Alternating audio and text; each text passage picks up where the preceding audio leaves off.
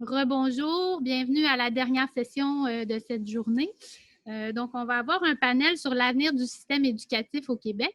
On a la chance d'avoir trois professeurs qui vont nous informer sur le sujet avec nous. Donc, on a ici Maurice Tardif, professeur titulaire à l'Université de Montréal dans la Faculté des sciences de l'éducation. Professeur Tardif est aussi directeur du Centre de recherche interuniversitaire sur la formation et la profession des enseignants. Donc, très bien qualifié pour ce panel. On a aussi Claude Marquette, évidemment, tout le monde ici le connaît, mais je vais quand même dire deux, trois choses. Professeur émérite à l'Université de Montréal, co-directeur scientifique du Québec économique, la version 7 que vous avez entre les mains. Aussi été directeur du Cyrano pendant très longtemps. Donc, il se spécialise en économie et en économétrie sur les sujets de l'éducation et du travail. Donc, va pouvoir contribuer significativement au panel. Et finalement, Philippe Mérigan de l'Université du Québec à Montréal, professeur au département de sciences économiques, qui a travaillé beaucoup sur les questions d'éducation, de santé, sur les jeunes enfants, les politiques publiques, la réforme des services de garde, les congés parentaux, qui est aussi très bien qualifié pour travailler avec les bases de données massives, les techniques avec ces données-là, donc qui va nous informer par rapport à toute la recherche qu'il a fait durant plusieurs années. Donc, je vous laisse, M. Tardif, commencer. Oui. Oui, parfait. Voilà. Donc, Merci. 10 minutes. D'entrée de jeu, je dois dire que c'est la première fois de ma vie que je participais à un colloque d'économistes. Et moi, je suis plutôt du côté sciences sociales, histoire. Et j'ai été très stimulé intellectuellement par les débats, même si les cadres théoriques ou les postulats d'arrière-plan ne sont pas forcément les mêmes. Il est clair que nos préoccupations convergent, ne serait-ce que sur la valeur des diplômes, le décrochage, la taille des classes, etc. On se pose les mêmes questions et on aurait davantage intérêt à collaborer ensemble. Cela dit, j'ai deux, trois petites idées. Là. Je ne prétends pas du tout moi, résumer la journée parce que, comme je le dis, c'est en dehors de mon champ de compétences. Mais je voudrais mettre de l'avant deux, trois idées. La première idée est la suivante. Moi, je considère que notre système scolaire au Québec nous envoie des signaux contradictoires. Ces signaux-là apparaissent lorsqu'on prend deux durées historiques différentes. La première durée, si on prend le point de départ des années 1960 à 2015, on s'aperçoit que notre système scolaire va vers le mieux, il est en croissance. Il y a de plus en plus d'enfants qui vont à l'école. Ces enfants-là, ces jeunes-là, ils restent de plus en plus longtemps. On passe de l'ancien primaire au primaire supérieur, au secondaire, au collégial, à l'université. Même s'il y a moins de francophones qui vont à l'université que d'anglophones ou d'allophones, il n'en reste pas moins que sur une distance de 55-60 ans, il y en a beaucoup plus qu'en a. Autre phénomène extrêmement positif, l'éducation des jeunes filles et des femmes. Si on prend un temps long, ou un temps moyen en histoire, on se rend compte que la société québécoise a fait des gains formidables à ce plan-là. Dans la plupart des secteurs, les jeunes filles et les jeunes femmes ont pénétré le monde scolaire, le monde universitaire à tous les degrés, et dans plusieurs secteurs, elles sont en train de dépasser les garçons et les hommes. Donc, c'est pour moi une chose extrêmement positive.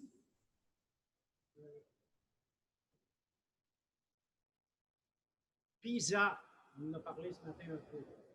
On peut critiquer PISA, on peut toujours critiquer les méthodologies, c'est une habitude, les chercheurs. Et PISA montre que notre système scolaire est quand même, en Occident, parmi les plus performants au monde. Et il le montre depuis 20 ans. Donc, c'est important. En Europe, ça aurait fait la une des journaux. En France ou en Suisse, j'ai eu l'occasion de travailler plusieurs années en Suisse. J'étais recteur d'université et pour eux, PISA, c'était fondamental.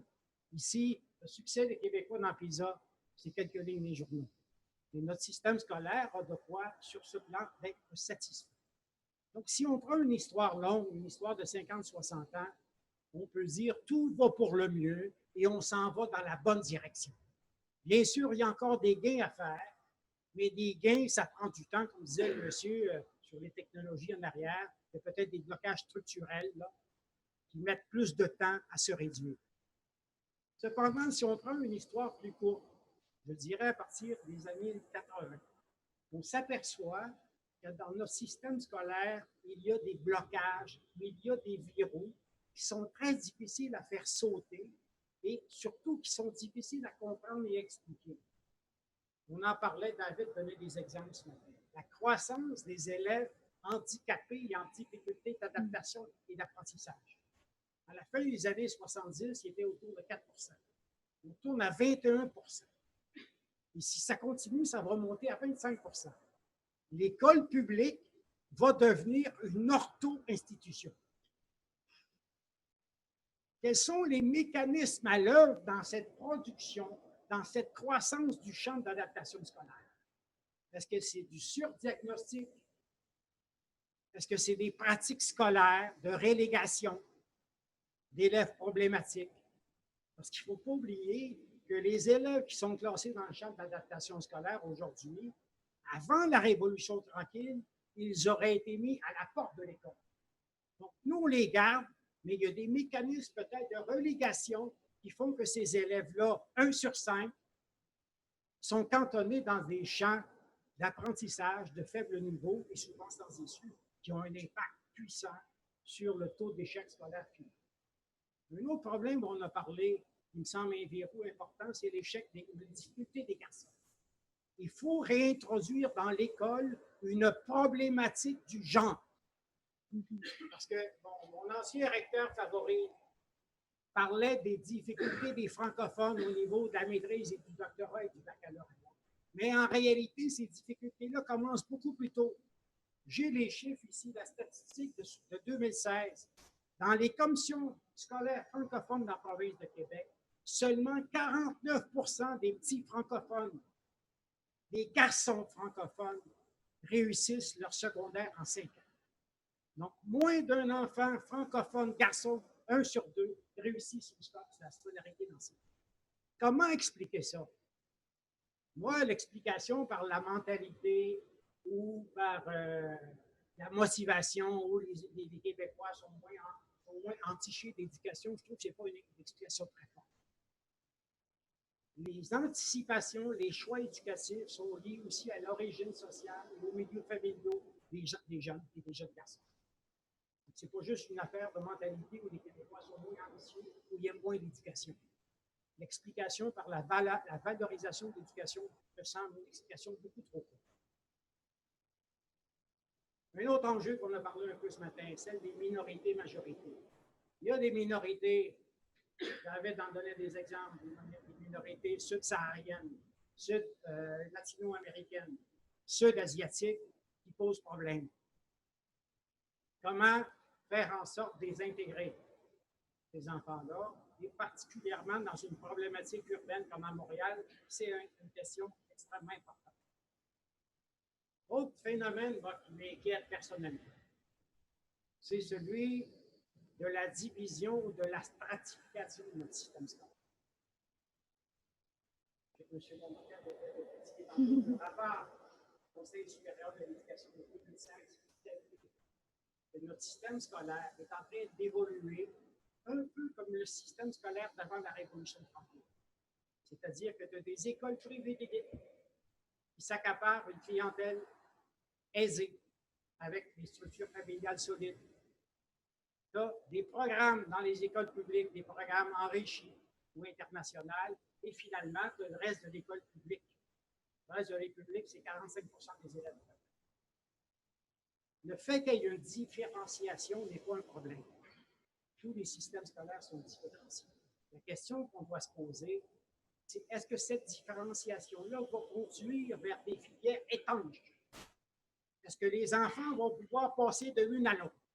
Parce que n'oublions pas que le Québec, d'avant les années 60, était un système d'apartheid scolaire. C'est un système divisé en anglais-français, protestants-catholiques, garçons-filles, ruraux, urbains. Et ces filières-là étaient étanches. C'est-à-dire que quand tu rentrais dans une filière, tu ne pouvais presque plus en sortir. Est-ce que c'est ça qui est en train de se passer aujourd'hui? Est-ce que la valeur ou la qualité de l'éducation va de nouveau dépendre du prix consenti à son achat? C'est quelque chose qui m'inquiète. Donc, c'est ma première idée. Notre système scolaire nous envoie des signaux contradictoires Sur une longue durée, on constate des progrès inouïs. Sur une durée moins longue, on s'aperçoit qu'il y a des verrous. Et comprendre la nature de ces verrous-là et les faire sauter, ce n'est pas facile. Une autre chose dont on n'a pas du tout parlé aujourd'hui, on s'est beaucoup centré sur le personnel scolaire, sur les clientèles scolaires. Il y a la situation du personnel scolaire. Une école, comment ça fonctionne une école? C'est un gros système. Il y a un ministère de l'Éducation, il y a des commissions scolaires, il y a des milliers d'établissements. Mais à sa base, une école repose sur le travail des enseignants dans les classes avec des élèves. Il y a beaucoup de choses qui changent dans les écoles depuis un siècle, mais cette structure de base-là, elle n'a jamais changé. On appelle ça la structure cellulaire du travail enseignant. Même si l'école grossit, on rajoute des classes. Donc, ultimement, les réformes scolaires, les politiques scolaires, les changements de curriculum ou de programme, tôt ou tard, ils arrivent sur le plancher des vaches, et le plancher des vaches, c'est les enseignants dans les classes avec les élèves. Donc, à mes yeux, il était fondamental, et c'est mon objet principal de travail depuis des années, de comprendre le travail des enseignants et des autres agents scolaires. Je voudrais souligner deux tendances qui sont très fortes. La tendance à la précarisation du travail des enseignants. Au Québec, depuis les années 80, près d'un enseignant sur deux à l'éducation générale des jeunes, dont vous parlait David ce matin, est précaire. 45% des enseignants sont précaires. À l'éducation des adultes et au secteur professionnel, le taux de précarité est de 76 et 78%. Ça veut dire que les clientèles scolaires avec le plus haut niveau de difficulté sont encadrés par des enseignants précaires qui sont des enseignants en mobilité constante, qui changent d'école, qui changent de classe. Et les enfants voient plusieurs enseignants dans le même semestre, qui soulève un problème. Deuxième problème qui affecte le personnel scolaire, aujourd'hui, c'est une tendance nord-américaine que j'ai analysée dans un livre sur la division du travail.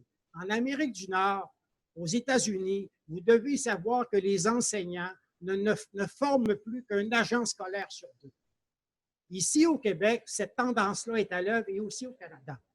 Au Québec, le personnel enseignant depuis les années 70 est stagnant. On a sensiblement le même nombre d'enseignants, à peu près 100 000 enseignants. Personne. Je ne parle pas d'enseignants à temps complet, je parle de personnel enseignant.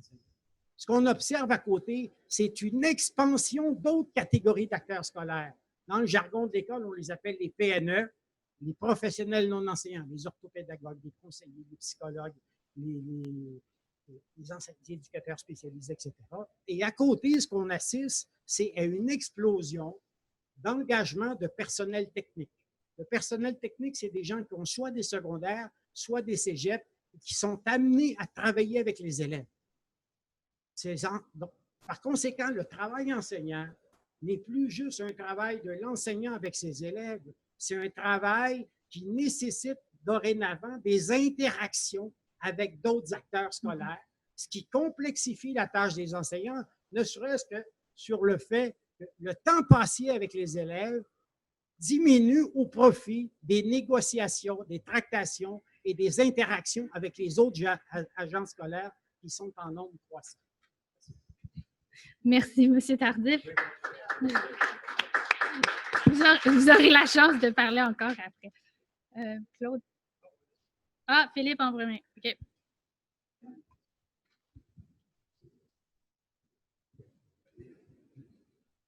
Excusez, je vais aller. On a un peu de temps.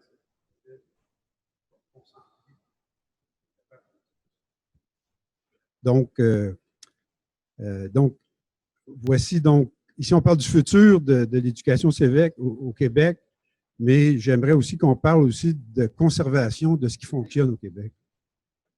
Avant d'innover, parfois, il faut être sûr de savoir ce qui marche. Donc, ceux qui lisent régulièrement le quotidien Le Devoir depuis quelques années savent qu'assez souvent des éditoriaux de plusieurs sources présentent une série d'arguments visant à justifier l'abolition des subventions gouvernementales aux écoles privées au Québec. En particulier, on dit que l'école publique serait grandement améliorée si le gouvernement du Québec adoptait cette stratégie. Une des raisons principales de ces améliorations serait une augmentation de la mixité, soit d'une présence accrue dans les classes d'élèves performants ou performantes issus du privé suite à l'abolition des subventions.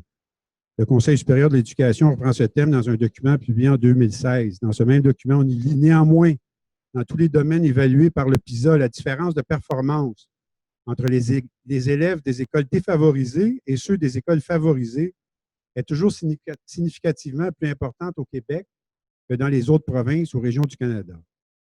Il conclut, le Conseil estime que le statu quo, qui revient à accepter l'idée d'une école à plusieurs vitesses, n'est plus défendable.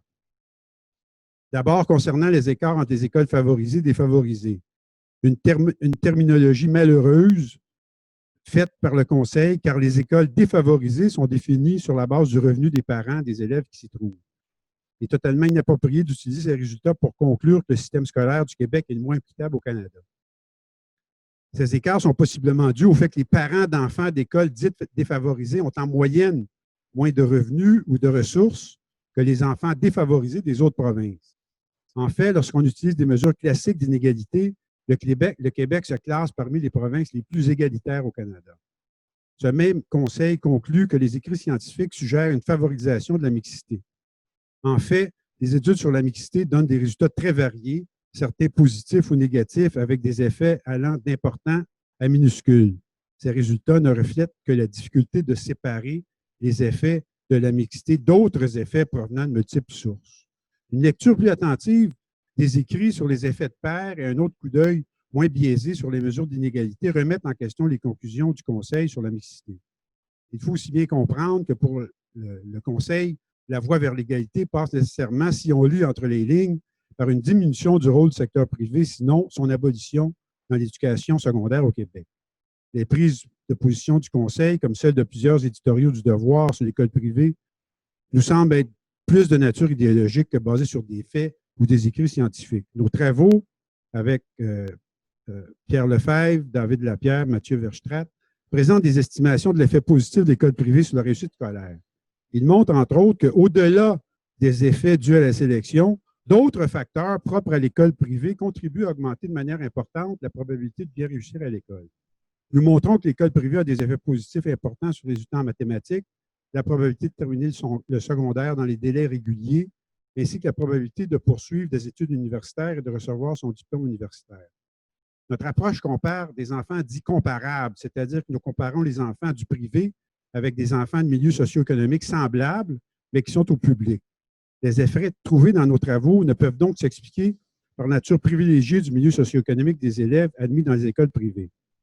Malheureusement, les données à notre disposition peuvent difficilement identifier les facteurs dans l'école privée qui peuvent expliquer ses succès. Est-ce que les professeurs sont de meilleure qualité? Est-ce l'influence des pairs? Est-ce la qualité de la direction, les méthodes d'enseignement, les exigences, et ainsi de suite? Les réponses à ces questions peuvent être importantes pour l'école publique. En effet, pourquoi ne pas apprendre des succès retentissants obtenus par l'école privée au Québec pour améliorer les écoles publiques? En fait, le document du Conseil auquel j'ai référé plus tôt montre l'efficacité des écoles privées.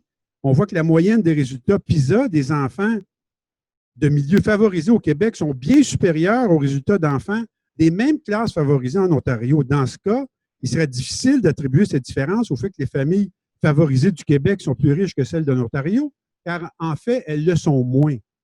À notre avis, il n'y a pas de preuves empiriques concluantes comme quoi la présence des écoles privées au Québec nuise à la qualité du secteur public.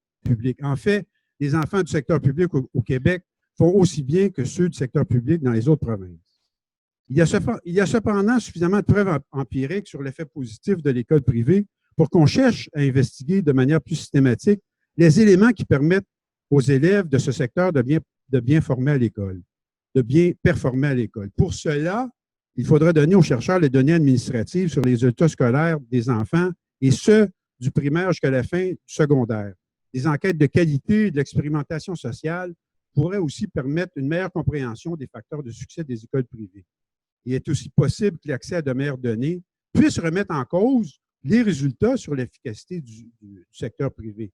Un institut national voué à la recherche indépendante en éducation pourrait mener à bon port des recherches de ce genre, en plus, évidemment, d'évaluer de nouveaux programmes. En effet, il faut espérer que le gouvernement continue d'innover dans le domaine de l'éducation et que ces innovations soient correctement évaluées avec les bons outils par des chercheurs compétents. Ainsi, l'échec de la réforme du primaire et du secondaire au début du millénaire aurait peut-être pu éviter. En fait, à notre connaissance, Seul Simon Larose, à l'Université de Laval, et nous-mêmes avons procédé à une évaluation quantitative de cette réforme, ce qui est désolant étant donné les répercussions à long terme de cette réforme pour les familles du Québec et pour la société québécoise en général. Nous comprenons très bien que l'approche quantitative de l'éducation n'est pas une panacée pour résoudre les nombreux problèmes qui touchent aujourd'hui les écoles et les universités du Québec. Cependant, la qualité de mesures de performance ou d'autres types d'attributs observables des élèves, des enseignants et des écoles qu'on pourrait observer dans des échantillons de grande taille sont et demeureront des outils indispensables pour les chercheurs et les gouvernements qui veulent agir pour améliorer le sort des étudiants et élèves qui misent beaucoup avec leurs parents sur l'école pour réaliser leurs rêves. Les études évaluatives permettent aussi aux décideurs de résister aux appels des sirènes avant de mettre en place des réformes qui peuvent coûter des centaines de millions de dollars et qui pourraient ultimement, et malgré toutes les bonnes intentions, nuire aux élèves. Sur l'importance de la qualité, certains travaux aux États-Unis de Filio et ses co-auteurs, basés sur des données administratives, pointent vers la qualité des enseignants et des directeurs d'école comme vecteur de changement positif dans l'éducation des enfants de milieux défavorisés. En fait, un enseignant de qualité aura un impact plus grand sur un enfant défavorisé que sur un enfant favorisé. Les chercheurs trouvent aussi que les écoles de qualité ont un impact plus fort chez les garçons que chez les filles. Je pense que la question de l'évaluation des qualités des enseignants et des écoles sera fondamentale dans les prochaines années. En effet, sans une augmentation substantielle de la qualité concernant ces deux facteurs, la réussite scolaire risque de stagner au Québec. La production d'outils d'évaluation de qualité sera donc nécessaire pour identifier écoles et professeurs qui sont de haute qualité. L'utilisation de données administratives permet l'identification de ce type d'enseignants et de là l'importance des chercheurs de pouvoir accéder à de telles données. Il faut enfin souligner que si effectivement il existe des avantages associés à l'école privée, ces avantages se répercuteront aussi sur l'ensemble de la société par une augmentation du capital humain national. Cette augmentation de capital humain aura des impacts sur la productivité, ce qui, entre autres, augmentera les ressources des gouvernements quant à l'amélioration de la qualité et de la quantité des services publics et parmi ceux-ci, l'enrichissement même des écoles publiques. J'aimerais aussi, dans le cadre de ce débat, vous raconter une anecdote personnelle. J'ai eu la chance et le privilège, malgré le fait d'être issu d'une famille très modeste qui ne pouvait absolument pas payer les frais d'admission d'un collège privé, d'être admis dans le dernier collège public qui offrait le cours classique à Montréal. Grâce à cela, j'ai pu étudier le latin, l'histoire ancienne, avec d'excellents enseignants passionnés de leur domaine respectif. L'admission dans ce collège se faisait au mérite et sur la base du revenu des parents. Un aparté, l'abolition du cours classique me semble aujourd'hui une erreur, en particulier pour les enfants de milieux modestes qui pouvaient, il n'y a pas si longtemps encore, y pouvoir accès. Ce cours nous ouvrait les portes de la culture, ce que ne pouvaient évidemment faire nos parents peu éduqués. De la Renaissance jusqu'aux années 70 du 20e siècle, la connaissance du grec, du latin, des penseurs de l'Antiquité était le socle de l'éducation de l'élite en Occident. Et c'est ce riche héritage qui a produit les grandes réalisations scientifiques, politiques et culturelles de notre civilisation. Il faut le dire ici, en voulant démocratiser l'éducation mordicus et le rendre accessible à tous sans exception, on a jeté le bébé avec l'eau du bain. Dans ce sens, si on continue la politique de subvention aux écoles privées, il faut s'assurer que les enfants de milieux défavorisés, mais curieux de savoir et méritants, aient accès à la même qualité d'éducation que les enfants des écoles privées. Nous ne croyons pas que l'abolition du secteur privé serait un gage de transmission des savoirs aux enfants de milieux défavorisés. Au contraire, ce secteur a été une locomotive pour l'ensemble du secteur éducatif du Québec, entre autres en innovant par ses programmes particuliers repris ultérieurement par le secteur public. De plus, la politique québécoise permet à la classe moyenne d'accéder à un type d'éducation qui, sans l'aide de subventions, ne serait accessible qu'aux très fortunés. Certes, le débat se poursuivra, mais espérons qu'il se base sur des faits solides et non les opinions émises dans les journaux et les bonnes intentions. Merci.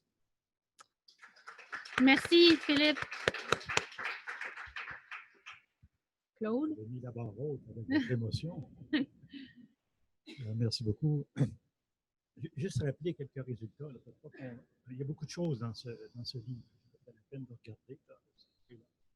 Notamment, il y a le travail de M. Cazot sur la formation du rêve. Le travail de rêve,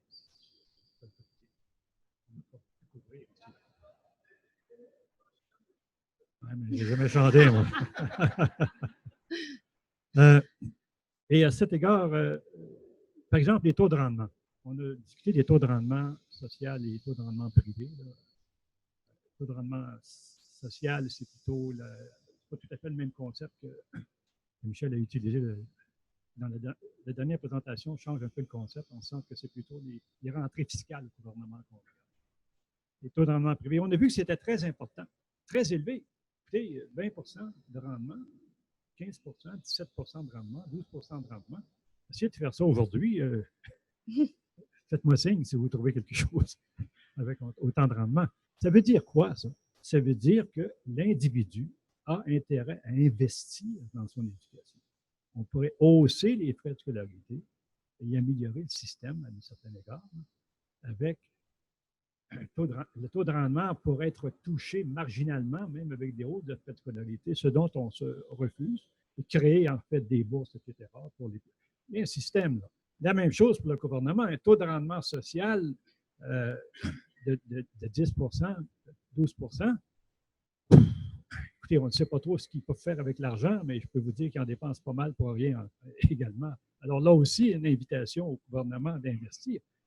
Essayez donc de mettre votre argent dans quelque chose qui est plus profitable que ça. On le voit difficilement. L'autre chose, c'est aussi sur la taille des classes, là, qui a bien été discuté cet après-midi, qui est un sujet qu'on débat régulièrement et qu'on voit qu'il y a des pistes, notamment dans les milieux défavorisés. Vous avez fait la sur les Français. Vous avez remarqué aussi cette question-là. Ils sont parlés par la dos de la cuillère. Essentiellement, ils sont foncés là-dedans. Mais là encore, je me rappelle que lorsqu'on en avait parlé il y a 3-4 ans, on cherchait les données. Hein? On cherchait les données parce qu'il y a eu une expérience naturelle intéressante au Québec. Au Québec, là, on a beaucoup parlé des coupures en éducation. En fait, il n'y a jamais eu de coupure en éducation. Il y a eu une réduction des dépenses, du rythme des dépenses. Mais les 10 années précédant ces réductions de dépenses, là, on a eu une augmentation des dépenses en éducation supérieure aux dépenses de base. C'est-à-dire juste pour maintenir le système, là, on l'avait doublé, essentiellement. Et une des raisons pourquoi, c'est parce qu'on avait une baisse d'effectifs dans certains niveaux. On a gardé la même taille des classes. Et là aurait été une expérience naturelle extraordinaire pour voir qu'est-ce que ça a donné. Écoutez, si vous saviez ce qu'on a essayé de faire pour obtenir ces données, hein, pratiquement aller jusqu'au premier ministre. Moi, je suis allé au Conseil du Trésor, secrétariat du Conseil du Trésor, ministère des Finances, ministère de l'Éducation. Oubliez ça. Qu'est-ce que c'est que cette société qui refuse, au fond, de partager des données à des chercheurs pour essayer de comprendre comment fonctionne le système? Ça, c'est un de mes premiers points. L'inertie, l'inefficacité du ministère de l'Éducation doit être vraiment remise en cause de façon continuelle. Je pense que c'est suffisant d'avoir cette difficulté d'avoir accès. Est-ce qu'ils font des recherches au ministère de l'Éducation? J'en ai aucune bordel d'idée. Puis maintenant, en plus, ils n'en font plus. Au moins, laissez faire les chercheurs, mettez les données disponibles quand même. Il y a quand même là quelque chose de majeur. On parlait quoi, de 17 milliards, 19 milliards? C'est un peu ridicule. Parler aussi un peu des formules de financement qu'on a mentionné un peu ce matin, un peu sans trop y entrer dans les détails, mais on avait vu que, vous avez mentionné ça pour les enfants, ADA, quelque chose comme ça. J'en faisais partie, moi, d'ailleurs, quand j'étais plus jeune. J'étais dyslexique, en fait. Et ben, il y a un financement supérieur pour ça. Hein. Ça me rappelle un peu, vous êtes peut-être trop jeune, les enfants de Duplessis. On en trouvait des enfants de Duplessis au Québec parce que le fédéral donnait une subvention quand on trouvait des enfants de Duplessis, ces orphelins. Là. Alors, c'était très, très. Alors, on les mettait dans un endroit spécial, mais ça donnait pas mal de richesse à certaines communautés de religieuses, entre autres. C'est un fait, là, c'est pas. La même chose aussi, la Croix, Maheu l'a mentionné un peu, Maheu connaît bien la formule de financement, mais les certificats d'études hein, dans les universités, essentiellement, c'était pour amener des étudiants, parce que les gens étaient financés à la tête. Le financement des universités, c'est par tête de pipe. Donc, ils ont imaginé, puis Robert est tout à fait conscient de ça, de créer des certificats pour amener plus de gens. De toute façon, on s'en fichait un peu de ce qui se passe. Bon, alors ça, c'est des choses, au fond aussi, il va falloir qu'on organise. qui est un peu déduit du livre, là, essentiellement. Bon. Maintenant, sur des nouvelles perspectives de réflexion, on en a déjà pas mal, là, mais moi, je pense qu'il faudrait, à un moment donné, qu'on s'intéresse à l'évaluation des maths. Vous avez peut-être réfléchi là-dessus aussi. C'est pas possible, quoi. Moi, quand j'étais à l'Université de Montréal, je disais toujours qu'il y avait 10% des professeurs qui étaient mauvais, essentiellement. Je regardais mon département, j'étais directeur de département, j'avais à peu près ça, 10%. On était un très bon département. Donc, l'évaluation des maîtres, là, faut que ça, moi j'ai des gens qui sont à la charge d'école, etc., que je connais bien, qui vont vous dire qu'il y en a peut-être plus que 10%. Alors, à côté, il y a des gens qui sont extrêmement dévoués, qui travaillent, qui restent à côté de ça. Il y a des gens qui Alors, l'évaluation des maîtres, c'est quelque chose qui devrait être fait à un moment donné. Puis, en conséquence de, il y aurait une rémunération selon l'évaluation. Ça se fait en Suède maintenant, ça se fait dans beaucoup de pays scandinaves maintenant, qui soi-disant est un pays social-démocrate. Les gens ne sont pas tous payés de la même façon. Je pense qu'il faudrait regarder cette question-là. L'autre facteur qui, je pense, est aussi délicat, mais important, c'est la rigidité syndicale dans le secteur de l'éducation. Ce qu'on m'a expliqué, moi, c'est qu'il y avait à peu près 8 minutes de jeu dans une journée de classe où l'enseignant avait une certaine liberté. Autrement, ils doivent suivre les contraintes de la rigidité syndicale. On a vécu ça récemment lorsqu'on a essayé de pousser pour... Hein? Je n'avais pas pensé, mais... Le minutage de la table. Il n'y a plus de place pour un peu la spontanéité, l'intérêt, la discussion. Ils sont très contraints à tout voir très rapidement. Il y a quelque chose qui c'est un facteur de descendre la qualité vers le bas, je crois, cette question de rigidité syndicale. Et là, est-ce qu'il faudrait créer à ce moment-là un ordre professionnel, si les questions se posent? Ben ça, on peut espérer, mais pour avoir regardé ça, moi, les ordres professionnels, j'en ai vu des bons, j'en ai vu moins bien bons. Des fois, je ne sais plus qui était l'ordre, qui était le syndicat. Donc, ce n'est pas très clair, mais il y a un problème qu'on n'a pas vraiment examiné qui aurait peut-être l'intérêt de faire. L'obligation de formation continue devrait aller avec. Bon, formation des maîtres, j'aimerais qu'on vous reveniez là-dessus aussi, parce qu'il y a beaucoup de gens qui croient qu'il y a trop d'accent mis sur la pédagogie. Et vous, votre étude sur le lien entre la formation et le professionnalisme, et des personnes disent, bon, non, on voudrait que les gens apprennent ce qu'ils ont à enseigner, donc qui pourraient sortir d'un baccalauréat initial, et par la suite avoir peut-être une formation en pédagogie, mais qui ne durerait pas 4 ans, quoi, qui durerait peut-être 6 mois. Ça se fait ailleurs, ça. Et il y a eu des exemples intéressants aux États-Unis où on a utilisé, et ailleurs d'ailleurs en Europe, on a utilisé des jeunes diplômés qu'on a dit, retardez vos études graduées, on va vous envoyer dans des milieux défavorisés. On va vous donner une formation rapide en pédagogie, ça a eu un succès assez important. Alors, je ne connais pas toutes les études là-dessus. C'est peut-être que ça, après quelques temps, des fois, les succès deviennent moins des succès, mais il faut regarder de plus près. Je pense que c'est des questions qui se posent. Finalement, c'est cette question de valorisation de l'éducation. Vous avez raison, M. Tardif, on ne peut pas se contenter de dire on ne valorise pas l'éducation. Mais personnellement, c'est une question qui m'a toujours interpellé, grandement interpellé. J'ai discuté avec des ethnologues, des sociologues, des psychologues. Personne n'est capable de me répondre. Moi, je ne suis pas capable de répondre comme économiste, essentiellement, à cette question. Ce qu'on sait comme économiste, nous, lorsqu'on tente de la mesurer, d'accord? Lorsqu'on tente de la mesurer, comme ça a été fait avec Christian Belzile, on a vu que par rapport à l'Ontarien, c'était beaucoup plus faible au Québec. Il y a un sentiment que c'est plus faible. La raison du pourquoi c'est plus faible, c'est ça qu'on devrait trouver. Et ça, c'est une question qui doit absolument nous interpeller, dans tous les cas au Québec. Je vais m'arrêter là. Direct 10 minutes.